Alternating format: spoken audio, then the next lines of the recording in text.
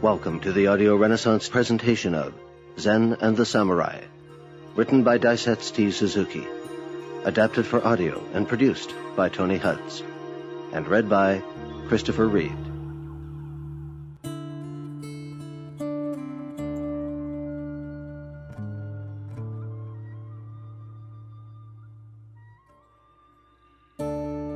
Before beginning, I wish to make a brief personal comment on the author and the text. D.T. Suzuki, Japan's foremost authority on Zen Buddhism, and the man who introduced Zen Buddhism to Western readers, died in Tokyo in 1966 at the age of 95. Zen and Japanese Culture, the work from which this program is drawn, consists primarily of a series of lectures Suzuki delivered during the 1930s in England and the United States, and should be viewed in its historical context. It was a time when Japan was maintaining armies of occupation in China, Korea, and other parts of the Far East. Initially, Suzuki was a supporter of, and to a certain degree an apologist for, Japanese imperialist expansion. As a spokesman for resurgent Japanese national identity in the early years of the 20th century, he helped to create the idea of Zen Buddhism as an integral aspect of Japanese cultural identity. But it is worth remembering that by the late 1940s, Suzuki had become a pacifist, vocally anti-nuclear, and expressed a wish to revise some of his earlier works on Japanese cultural identity, most especially those concerning the influence of Zen Buddhism on the Japanese martial traditions. Zen and Japanese Culture, however, remains as it was originally written.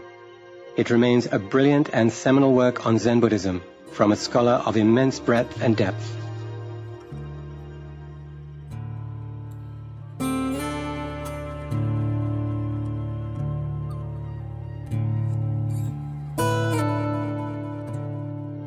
It may be considered strange that Zen has in any way been affiliated with the spirit of the military classes of Japan.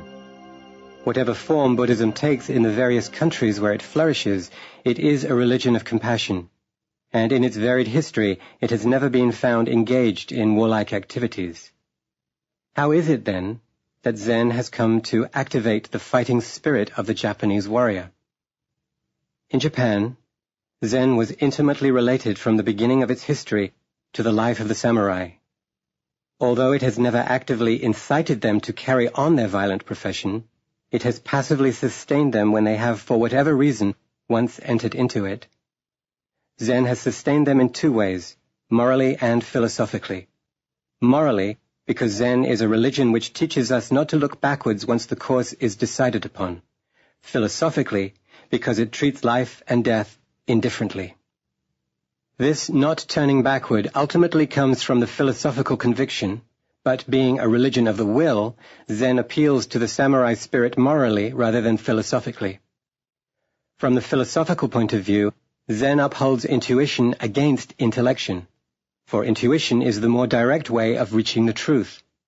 Therefore, morally and philosophically, there is in Zen a great deal of attraction for the military classes, the military mind being, and this is one of the essential qualities of the fighter, comparatively simple, and not at all addicted to philosophizing, finds a congenial spirit in Zen.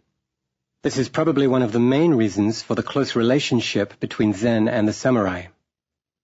Secondly, Zen discipline is simple, direct, self-reliant, and self-denying. Its ascetic tendency goes well with the fighting spirit. The fighter is to be always single-minded with one object in view, to fight, looking neither backward nor sidewise. To go straight forward in order to crush the enemy is all that is necessary for him. He is therefore not to be encumbered in any possible way, be it physical, emotional, or intellectual. Intellectual doubts, if they are cherished at all in the mind of the fighter, are great obstructions to his onward movement, while emotionalities and physical possessions are the heaviest of encumbrances if he wants to conduct himself most efficiently in his vocation. A good fighter is generally an ascetic or stoic, which means he has an iron will. This, when needed, Zen can supply. Thirdly, there is an historical connection between Zen and the military classes of Japan. The 12th century Buddhist priest Eisai is generally regarded as the first to introduce Zen into Japan, but his activities were more or less restricted to Kyoto, which was at the time the headquarters of the older schools of Buddhism. The inauguration of any new faith here was almost impossible owing to the strong opposition they offered. Eisai had to compromise to some extent by assuming a reconciliatory attitude toward the Tendai and the Shingon. Whereas in Kamakura, which was the seat of the Hojo government, there were no such historical difficulties. Besides, the Hojo regime was militaristic, as it succeeded the Minamoto family who had risen against the Taira family and the court nobles. The latter had lost their efficacy as a governing power because of their over-refinement and effeminacy and consequent degeneration. The Hojo regime is noted for its severe frugality and moral discipline, and also for its powerful administrative and militaristic equipments. The directing heads of such a strong governing machine embraced Zen as their spiritual guide, ignoring tradition in the matter of religion. Zen thus could not help but exercise its varied influence in the general cultural life of the Japanese ever since the 13th century and throughout the Ashikaga and even the Tokugawa period. Zen has no special doctrine or philosophy, no set of concepts or intellectual formulas, except that it tries to release one from the bondage of birth and death by means of certain intuitive modes of understanding peculiar to itself. It is therefore extremely flexible in adapting itself to almost any philosophy and moral doctrine as long as its intuitive teaching is not interfered with. It may be found wedded to anarchism or fascism, communism or democracy, atheism or idealism, or any political or economic dogmatism.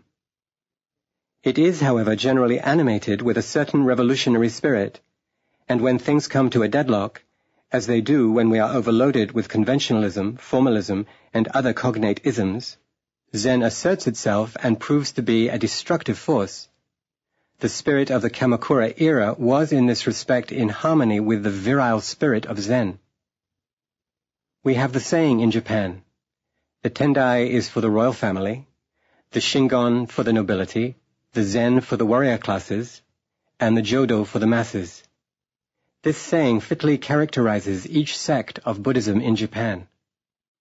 The Tendai and the Shingon are rich in ritualism, and their ceremonies are conducted in a most elaborate and pompous style appropriate to the taste of the refined classes. The Jodo appeals naturally more to plebeian requirements because of the simpleness of its faith and teaching. Besides its direct method of reaching final faith, Zen is a religion of willpower, and willpower is what is urgently needed by the warriors, though it ought to be enlightened by intuition. The first Zen follower of the Hojo family was Tokiyori, who lived from 1227 to 1263, who succeeded his father Yasutoki in the Hojo regency. He invited to Kamakura the Japanese Zen masters in Kyoto, and also some Chinese masters directly from the southern Song, under whom he earnestly devoted himself to the study of Zen. He finally succeeded in mastering it himself, and this fact must have greatly encouraged all his retainers to imitate the example of their master. Wuan, the Chinese Zen master, under whom Tokiyori had his final enlightenment after 21 years of constant application, composed the following verse for his illustrious disciple. I have no Buddhism about which I can this moment talk to you, nor have you any mind with which you listen to me hoping for an attainment. Where there is neither preaching nor attainment nor mind, there Shakyamuni has a most intimate interview with Buddha Dipankara. Before going further, I should mention that in my translations of Japanese poetry, no attempt is made to reproduce the original rhythm. They are mostly literal renderings, with the fewest additions necessary to make the sense somewhat more intelligible to English listeners. After a very successful regency, Tokiyori died in 1263, when he was only 37 years old. When he realized that the time for departure was approaching, he put on his Buddhist robe and sat on a straw seat of meditation. After writing his farewell song, he passed away quietly. The song reads, The karma mirror raised high, these 37 years. 'Tis broken now with one hammer blow. The great way remains ever serene. Hojo Tokimune, who lived from 1251 to 1284, was his only son, and when his father's mantle fell on him in 1268, he was only 18 years old. He proved to be one of the greatest personages whom Japan has produced. Without him, indeed, the history of the country would not be what it actually is. He it was who most effectively crushed the Mongolian invasions, lasting several years. In fact, during the whole length of his regency, from 1268 to 1284. It seems that Tokimune was almost a heaven-sent agent to stave off the direst calamity that might have befallen the nation, for he passed away with the termination of the greatest event in the history of Japan. His short life was simply and wholly devoted to this affair. He was then the body and soul of the whole nation. His indomitable spirit controlled the whole situation, and his body, in the form of a most strongly consolidated army, stood like a solid rock against the tumultuously raging waves of the Western Sea. A still more wonderful thing about this almost superhuman figure, however, is that he had time and energy and aspiration to devote himself to the study of Zen under the masters from China. He erected temples for them, especially one for Buko Kokushi, the national teacher, which was meant also to console the departed spirits, both Japanese and Chinese, at the time of the Mongolian invasions. Tokimune's grave is still in this last-mentioned temple known as Engakuji. Some letters are still preserved, which were sent to him by his several spiritual masters, and from these we know how studiously and vigorously he applied himself to Zen. The following story, though not quite authenticated, gives support to our imaginative reconstruction of his attitude towards Zen. Tokimune is said to have once asked Buko, "The worst enemy of our life is cowardice, and how can I escape it?" Buko answered, "Cut off the source whence cowardice comes." Tokimune, "Where does it come from?" Buko, "It comes from Tokimune himself." Tokimune, "Above all things, cowardice is what I hate most, and how can it come out of myself?" Buko, "See how you feel when you throw overboard your cherished self known as Tokimune. I will see you again when you have done that." Tokimune, "How can this be done?" Buko, "Shut out all your thoughts." Tokimune, "How can my thoughts be shut out of consciousness?" Buko, "Sit cross-legged in meditation and see into the source of all your thoughts which you imagine as belonging to Tokimune." Tokimune, "I have so much of worldly affairs to look after, and it is difficult to find spare moments for meditation." Buko, "Whatever worldly affairs you are engaged in, take them up as occasions for your inner reflection, and someday you will find out who this beloved Tokimune of yours is." Something like the above must have taken place sometime between Tokimune and Buko. When he received definite reports about the Mongolian invaders coming over the sea of Tsukushi, he appeared before Buko, the national teacher, and said, "The greatest event of my life is at last here." Buko asked, "How would you face it?" Tokimune uttered, "Katsu," as if he were frightening away all his enemies actually before him. Buko was pleased and said, "Truly, a lion's child roars like a lion." This was the courage with which Tokimune faced the overwhelming enemies coming over from the continent and successfully drove them back. Historically speaking, however, it was not courage alone with which Tokimune accomplished the greatest deed in the history of Japan. He planned everything that was needed for this task, and his ideas were carried out by the armies engaged in the different parts of the country to resist the powerful invaders. He never moved out of Kamakura, but his armies far out in the western parts of Japan executed his orders promptly and effectively. This was extraordinary in those remote days, when there was no speedier method of communication than relay horses. Unless he had the perfect confidence of all his subordinates, it was impossible for him to achieve such a feat. Buko's eulogy of Tokimune at his funeral ceremony sums up his personality. There were 10 wonders in his life, which was the actualization of a bodhisattva's great pranidhana or vows. He was a filial son to his mother. He was a loyal subject to his emperor. He sincerely looked after the welfare of the people. Studying Zen, he grasped its ultimate truth. Wielding an actual power in the empire for 20 years, he betrayed no signs of joy or anger. Sweeping away by virtue of a gale the threatening clouds raised by the barbarians, he showed no feeling of elation. Establishing the Hagakure monastery, he planned for the spiritual consolation of the dead. Paying homage to the teachers and fathers of Buddhism, he sought for enlightenment. All this proves that his coming among us was solely for the sake of the Dharma. And then when he was about to depart, he managed to rise from his bed, put the Buddhist robe I gave him over his enfeebled body, and write his death song in full possession of his spirit.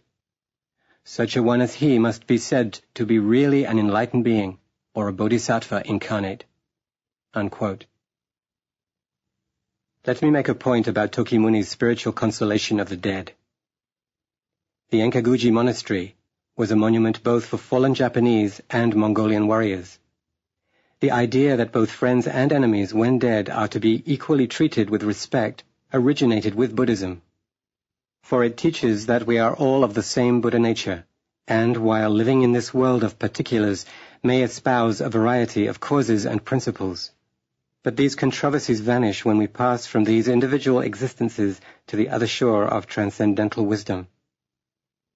From the samurai point of view, the idea of loyalty and sincerity is emphasized more than anything else. Enemies are as faithful to their cause as we are to ours, and this sentiment, when genuine, is to be revered wherever and however displayed. Hence, one monument dedicated to the spirits of friends and foes. Tokimune was born great, no doubt, but his study of Zen must have helped him a great deal in his dealing with state affairs and also in his private life.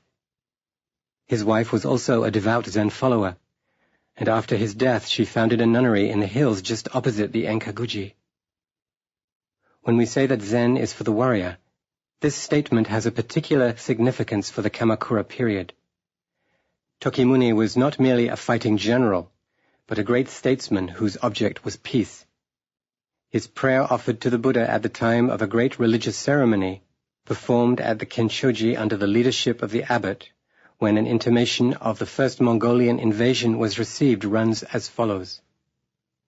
The only prayer Tokimune, a Buddhist disciple, cherishes is that the imperial house continue in prosperity, that for a long time to come the emperor may be the guardian of the Buddha's doctrine, that the four seas remain unruffled without an arrow being shot, that all evil spirits be kept under subjection without a spearhead being unsheathed, that the masses be benefited by means of a benevolent administration, so that they could enjoy a long life in happiness more than ever, that the darkness of the human mind be illumined by the torch of transcendental wisdom, which should be raised high, that the needy be properly ministered to, and those in danger be saved by the heart of compassion being widely open.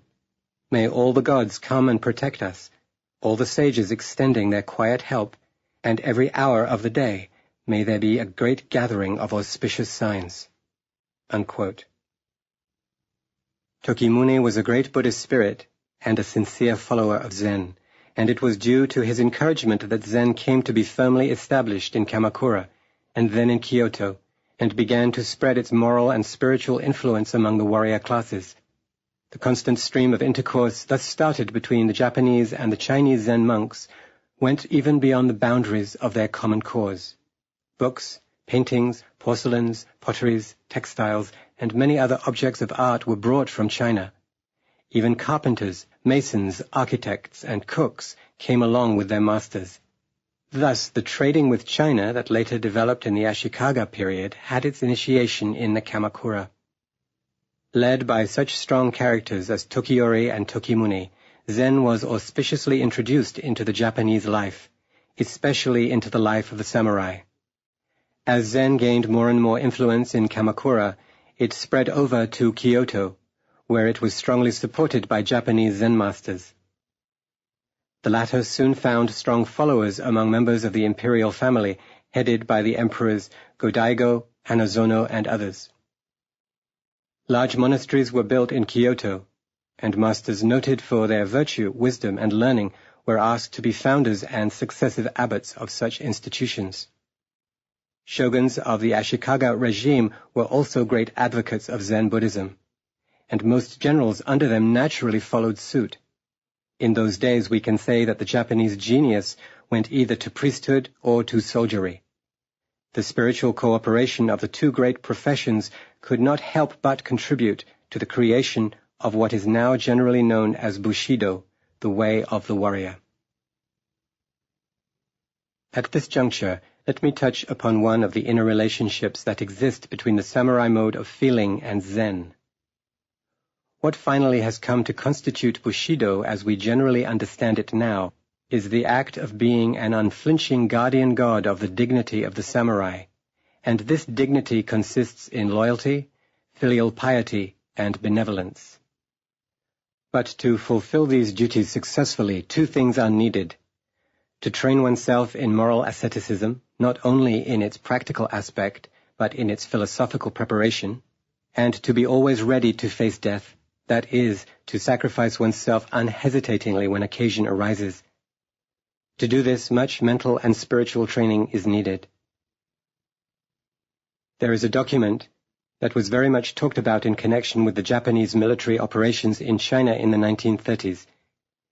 It is known as the Hagakure, which literally means hidden under the leaves, for it is one of the virtues of the samurai not to display himself, not to blow his horn, but to keep himself away from the public eye and be doing good for his fellow beings. To the compilation of this book, which consists of various notes, anecdotes, moral sayings, etc., a Zen monk had his part to contribute. The work started in the middle part of the 17th century under Nabeshima Naoshige, the feudal lord of Saga in the island of Kyushu. The book emphasizes very much the samurai's readiness to give his life away at any moment, for it states that no great work has ever been accomplished without going mad. That is, when expressed in modern terms, without breaking through the ordinary level of consciousness and letting loose the hidden powers lying further below. These powers may be devilish sometimes, but there is no doubt that they are superhuman and work wonders. When the unconscious is tapped, it rises above individual limitations.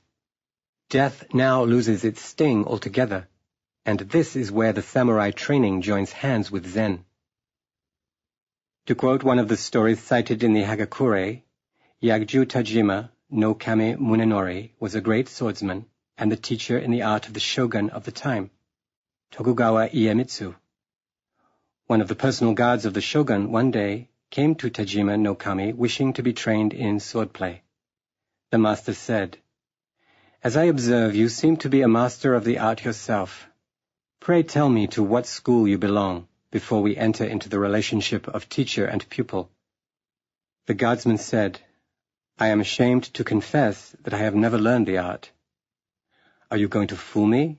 I am teacher to the honorable shogun himself, and I know my judging eye never fails." "I am sorry to defy your honor, but I really know nothing." This resolute denial on the part of the visitor made the swordsmaster think for a while, and he finally said, "If you say so, that must be so, but still I am sure of your being master of something, though I know not just what." "Yes, if you insist, I will tell you this. There is one thing of which I can say I am complete master. When I was still a boy, the thought came upon me that as a samurai I ought in no circumstances to be afraid of death. And ever since I have grappled with the problem of death now for some years, and finally the problem has entirely ceased to worry me. May this be what you hint at?" "Exactly," exclaimed Tajima no Kami. "That is what I mean. I am glad I made no mistake in my judgment. For the ultimate secrets of swordsmanship also lie in being released from the thought of death. I have trained ever so many hundreds of my pupils along this line, but so far none of them really deserve the final certificate of swordsmanship. You need no technical training. You are already a master." The problem of death is a great problem with every one of us. It is, however, more pressing for the samurai, for the soldier, whose life is exclusively devoted to fighting, and fighting means death to fighters of either side. In feudal days nobody could predict when this deadly encounter might take place, and the samurai worth his name was always to be on the alert. A warrior writer of the 17th century, Daidoji Yusan, therefore writes in the beginning of his book called A Primer of Bushido as follows: The idea most vital and essential to the samurai is that of death, which he ought to have before his mind day and night, night and day, from the dawn of the first day of the year till the last minute of the last day of it. When this notion takes firm hold of you, you are able to discharge your duties to their fullest extent. You are loyal to your master, filial to your parents, and naturally can avoid all kinds of disasters. Not only is your life itself thereby prolonged, but your personal dignity is enhanced. Think what a frail thing life is, especially that of a samurai. This being so, you will come to consider every day of your life your last, and dedicate it to the fulfillment of your obligations. Never let the thought of a long life seize upon you, for then you are apt to indulge in all kinds of dissipation and end your days in dire disgrace. This was the reason why Masashige is said to have told his son Masatsura to keep the idea of death all the time before his mind." Unquote. The writer of this primer has rightly given expression to what has been unconsciously going on in the mind of the samurai generally. The notion of death, on the one hand, makes one's thoughts extend beyond the limitations of this finite life, and, on the other hand, screws it up so as to take daily life seriously. It was, therefore, natural for every sober-minded samurai to approach Zen with the idea of mastering death. Zen's claim to handle this problem without appealing either to learning or to moral training or to ritualism must have been a great attraction to the comparatively unsophisticated mind of the samurai. There was a kind of logical relationship between his psychological outlook and the direct practical teaching of Zen. Further, we read the following in the Hagakure. Bushido means the determined will to die. When you are at the parting of the ways, do not hesitate to choose the way to death. No special reason for this, except that your mind is thus made up and ready to see to the business. Some may say that if you die without attaining the object, it is a useless death, dying like a dog. But when you are at the parting of the ways, you need not plan for attaining the object. We all prefer life to death, and our planning and reasoning will be naturally for life. If then you miss the object and are alive, you are really a coward. This is an important consideration. In case you die without achieving the object, it may be a dog death, the deed of madness. But there is no reflection here on your honor. In Bushido, honor comes first. Therefore, every morning and every evening have the idea of death vividly impressed in your mind. When your determination to die at any moment is thoroughly established, you attain to perfect mastery of Bushido. Your life will be faultless, and your duties will be fully discharged." Unquote. A commentator adds a verse by Tsukahara Bokuden, a great swordsman of the 16th century. "For the samurai to learn, there's one thing only, one last thing, to face death unflinchingly." According to Nagahame Inosuke, as told in the Hagakure, the essence of swordsmanship consists in giving yourself up altogether to the business of striking down the opponent. As long as you are concerned about your own safety, you can never win in the fight. If the enemy, too, is ready to give his life to it, you are then well matched. The final outcome will depend on faith and fate. The commentary note on this reads, Araki Matayemon, a great swordsman of the early Tokugawa era, gave this instruction to his nephew, Watanabe Kazuma, when they were about to engage in the deadly fight with their enemy. "Let the enemy touch your skin and you cut into his flesh. Let him cut into your flesh and you pierce into his bones. Let him pierce into your bones and you take his life." In another place, Araki advises, "When you are to measure swords with your enemy, be ready at all times to lay down your life before him. As long as you are in the least concerned with your escaping safely, you are doomed." Inasmuch as Tsukahara Bokuden was mentioned just now as one of those swordsmen who really understood the mission of the sword, not as a weapon of murder, but as an instrument of spiritual self-discipline, Let me mention here the two best-known incidents in his life. When Bokuden was crossing Lake Biwa in a rowboat with a number of passengers, there was among them a rough-looking samurai, stalwart and arrogant in every possible way. He boasted of his skill in swordsmanship, saying that he was the foremost man in the art. The fellow passengers were eagerly listening to his blatant talk, while Bokuden was dozing as if nothing were going on about him. This irritated the braggart very much. He approached Bokuden and shook him, saying, "You also carry a pair of swords. Why not say a word?" Answered Bokuden quietly, "My art is different from yours. It consists not in defeating others, but in not being defeated." This incensed the fellow immensely. "What is your school, then?" "Mine is known as the Mutekatsu school. This means to defeat the enemy without hands, that is, without using a sword." "Why then do you yourself carry a sword?" "This is meant to do away with selfish motives, and not to kill others." The man's anger now knew no bounds, and he exclaimed in a most impassioned manner, "Do you really mean to fight me with no swords?" "Why not?" was Bokuden's answer. The braggart samurai called out to the boatman to row toward the nearest land. But Bokuden suggested that it would be better to row to the island further off, because the mainland might attract people who were liable to get somehow hurt. The samurai agreed. The boat headed toward the solitary island at some distance.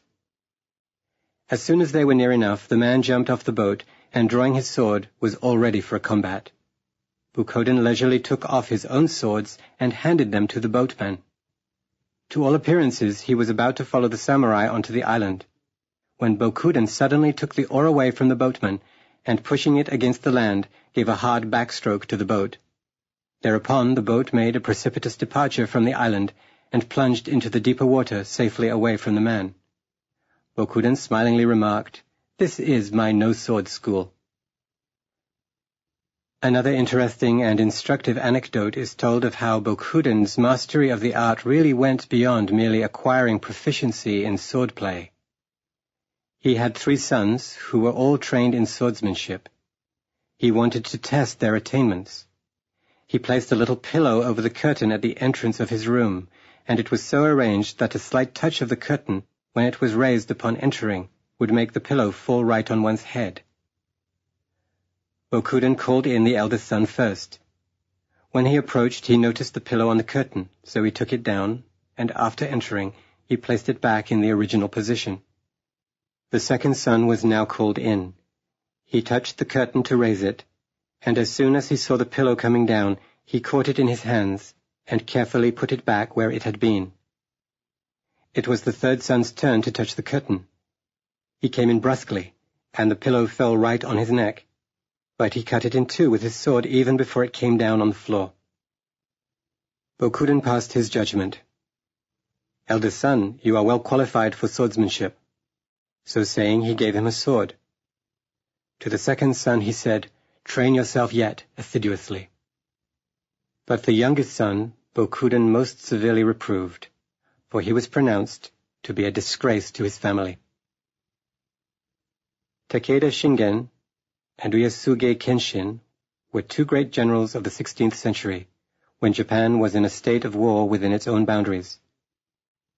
The 2 are generally mentioned together, for their provinces, the one in the north and the other in central Japan, lay close together, and they had on several occasions to fight for supremacy. They were well matched as able soldiers and good rulers, and they were also students of Zen. When Kenshin once learned that Shingen was suffering very much from lack of salt for his people, he supplied his enemy from his own province, which, facing the Japan Sea, produced enough salt.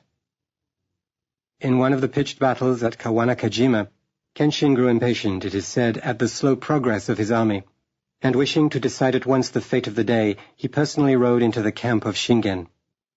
Seeing the general of the opposing force quietly sitting on a camp chair with a few of his guards, Kenshin drew his sword and let it fall squarely over the head of Shingen, saying, "What would you say at this moment?" A usual Zen question.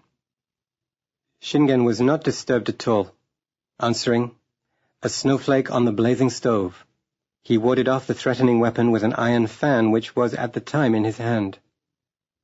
The mondo, a form of question and answer, probably never took place, but the story well illustrates how the two intrepid head-shaven warriors were Zen men.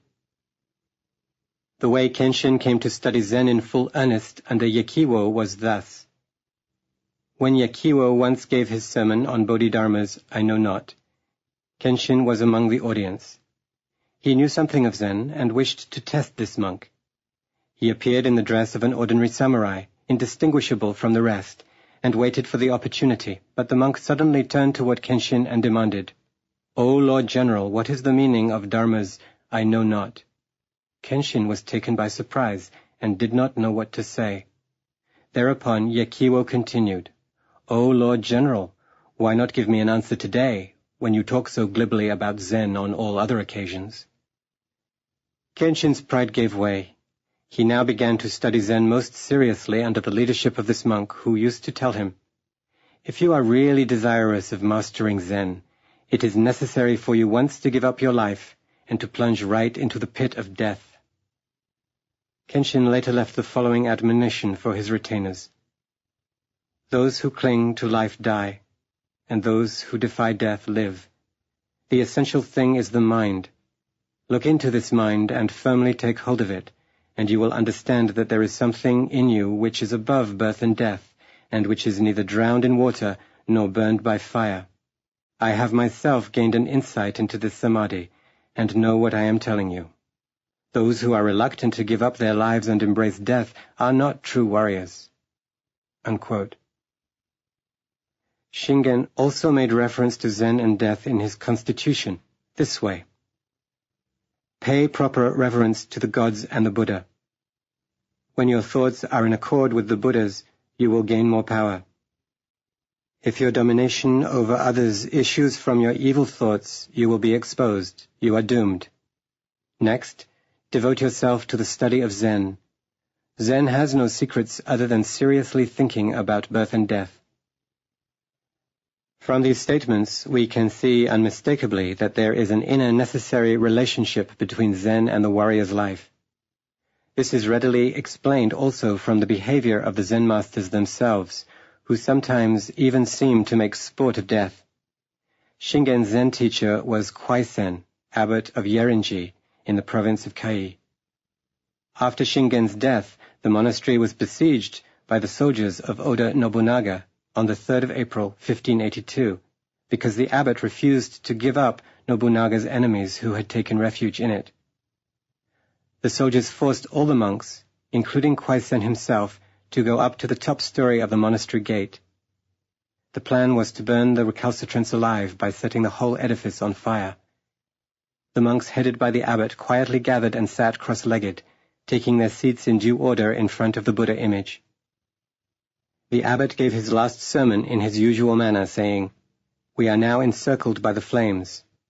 And how would you revolve your wheel of the Dharma at this critical moment? Let each one of you say a word. Thereupon each expressed himself according to his light of understanding. When all were finished, the abbot gave his view and all entered into the fire samadhi. The abbot's words were these. For a peaceful meditation, we need not to go to the mountains and streams. When thoughts are quieted down, fire itself is cool and refreshing. The Japan of the 16th century, from a certain point of view, produced many fine specimens of humanity. The country was torn to pieces, as it were, politically and socially. All over Japan, the feudal lords were at war with one another. The masses must have suffered very much, but this deadly competition for military and political supremacy among the soldier classes helped to strain the mental and moral powers to the utmost in every possible way. Virility asserted itself in various departments of life. We can say that most of the virtues composing Bushido were formed in this period, and that Shingen and Kenshin were typical representatives of the samurai lords. They both were personally brave and never flinched in the face of death. They were wise and thoughtful and resourceful not only in war, but in governing the people under them. They were not merely fighters, ignorant and callous. They were accomplished in literature and highly religious. It is interesting that both Shingen and Kenshin were great Buddhists.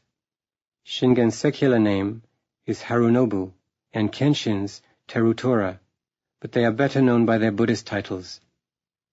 They were both educated in youth at Buddhist monasteries, and they had their heads shaven in their middle years, calling themselves Nyudo of Buddhism, which literally means entering the path, that is, the spiritual path, or the Buddhist life. Kenshin was a celibate and a vegetarian, like the Buddhist monks. Like most Japanese of culture, they loved nature and composed poems both in Japanese and in Chinese. One of the poems Kenshin wrote while engaged in a campaign in the neighboring provinces reads in substance, "The bracing, frosty autumnal air descends upon the soldiers in bivouac. The night is advancing. The wild geese in orderly formation are seen flying in the moonlight. The mountains of Ekchu are silhouetted over against the dreamy waves of Noto Bay. What a splendid view this is, and how entranced I am, albeit that we are far away from the people at home, who may be thinking of our expedition beneath the same moonlight." Shingen's appreciation of nature was by no means inferior to that of his rival in Echigo. When he once visited a Buddhist temple in the remoter part of his province, where the god Fudo-Myu, also called Achala Vidyaraja, was enshrined, the abbot of a monastery nearby requested him to pass by it on his way home. Shingen first declined the invitation, saying that he was busily preparing for a campaign taking place in a few days, and would not have time to call on the abbot just now. He added that when he came back from the engagement, he would surely visit the monastery. But the abbot, who, by the way, was the one who later allowed himself to be burned alive in the hands of Oda Nobunaga's soldiers, insisted, "The cherries are just beginning to bloom, and I have already set up a fine seat for you where you can enjoy the glorious spring. I hope you will not fail to appreciate the flowers." Shingen acquiesced, saying, "It would not do to set my face against the cherries, and then I ought also to mind the pressing invitation of the abbot." In appreciation of the fine opportunity to enjoy the flowers and an unworldly conversation with the abbot, Shingen composed the following verse in Japanese. "If I had not had this invitation from my friend, how greatly I should have missed this magnificent sight of the cherry blossoms. The monastery might be found all swathed in snow next spring when I propose to visit it." I should mention that the love of the cherry blossoms among the Japanese seems to be their second nature. There was once, in the Koishikawa dungeon, in the days of the Tokugawa regime, a woman prisoner who was destined to be executed before the spring. She used to look out from her window, and observing a cherry tree, she wished to see it in bloom. When the sentence was given, she expressed her intense desire to see the tree in bloom before she parted forever from this earth. The jailer was a kind-hearted man, who granted her her last wish. It is said that the woman met her death in the happiest spirit. The cherry came to be known by her name, Asatsuma.